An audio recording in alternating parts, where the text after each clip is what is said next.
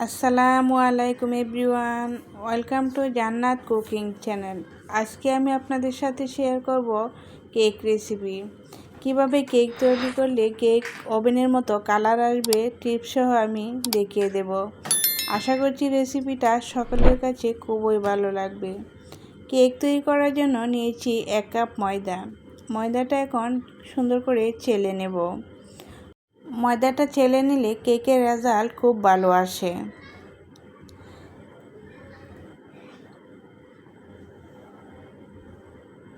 এখন দিয়ে দিচ্ছি 1 চামচ বেকিং পাউডার। এখানে কিন্তু বেকিং সোডা দেওয়া যাবে না, বেকিং পাউডারই দিতে হবে। এখন বেকিং পাউডারটাও আমি চেলে নিচ্ছি। দিয়ে দিচ্ছি 1 টেবিল চামচ পাউডার দুধটাও আমি একটু চেলে নেব।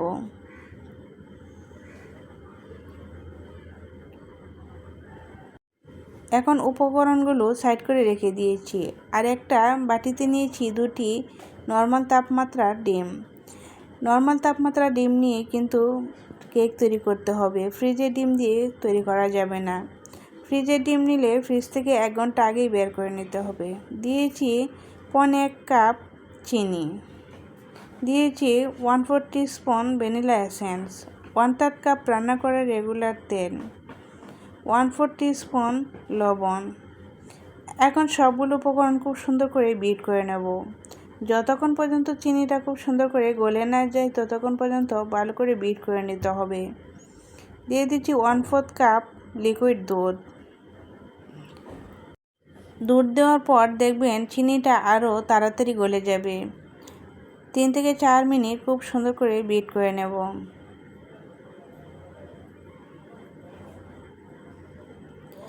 কেক তৈরি করার সময় অবশ্যই চিনিটা খুব ভালো করে বিট করে নিতে হবে, না হলে কিন্তু কেক পারফেক্ট হবে না। এখন ছেলে রাখা ময়দাগুলো আমি অল্প অল্প করে দিয়ে বিট করে নেব। সম্পূর্ণ ময়দা একবারে দিব না, তাহলে কিন্তু মিশ্রণটা সুন্দর হবে না।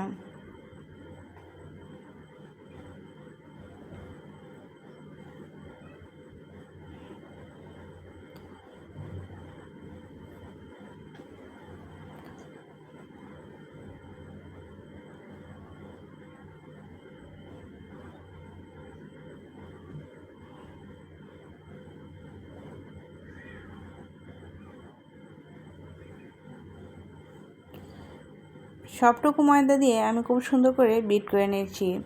5 থেকে 6 মিনিট খুব ভালো করে বিট করে নেব, তাহলে দেখবেন কেকের রেজাল্টটা খুব ভালো আসবে।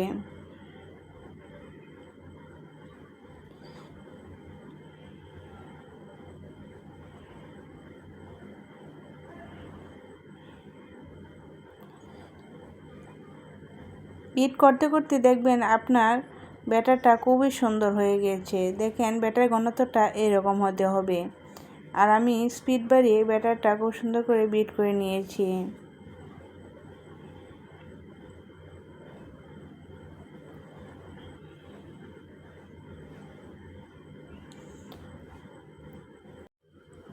আমার ব্যাটারটা একবারে পারফেক্ট করে তৈরি করে নিয়েছি।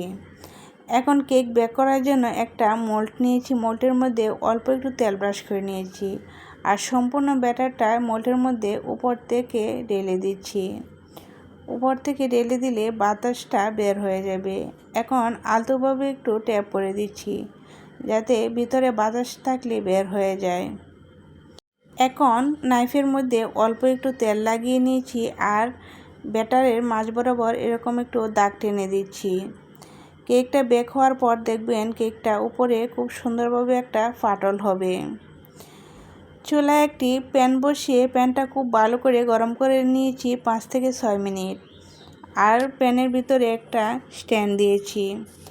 এখন স্ট্যান্ডের উপরে আমি কেকের মোল্ডটা রেখে সিলভারের ঢাকনা দিয়ে ঢেকে 30 মিনিট বেক করে নেব। কালার আনার জন্য অবশ্যই সিলভারের ঢাকনা ব্যবহার করতে হবে আর বাতাস যাতে না বের হয় এরকম একটা ঢাকনা ব্যবহার করতে হবে। 30 মিনিট পর দেখেন কেকটা কত বেশি সুন্দরভাবে ফুলে গিয়েছে। এখন দোকানের মতো কালার আনার জন্য চুলার আঁচটা একবারে হাই হিটে রেখে 2 মিনিট আমি জাল করে নিয়েছি। আর দেখেন কালারটা কত বেশি সুন্দর এসেছে। দোকানের মতো কালার আনতে হলে এই টিপসটি ফলো করতে হবে। এখন চুলা থেকে কেকটা নামিয়ে গরম গরম সুগার সিরাপ দিয়ে ব্রাশ করে নিচ্ছি। তাহলে দেখবেন কেকটা উপর দিক দিয়ে ড্রাই হয়ে যাবে না, কেকটা অনেক বেশি সফট থাকবে, একবারে দোকানের মতো হবে। এখন আমি একটা নাইফের সাহায্যে কেকটা ছাড়িয়ে নিচ্ছি। কেকটা এখন কেটে দেখাচ্ছি, দেখেন কত বেশি সুন্দর হয়েছে আর কেকটা অনেক বেশি সফট হয়েছে। আশা করছি রেসিপিটা সকলের কাছে খুবই ভালো লেগেছে। রেসিপিটা ভালো লেগে থাকলে একটা লাইক দিতে ভুলবেন না। আপনি যদি চ্যানেলে নতুন হয়ে থাকেন সাবস্ক্রাইব করে চ্যানেলের পাশেই থাকবেন।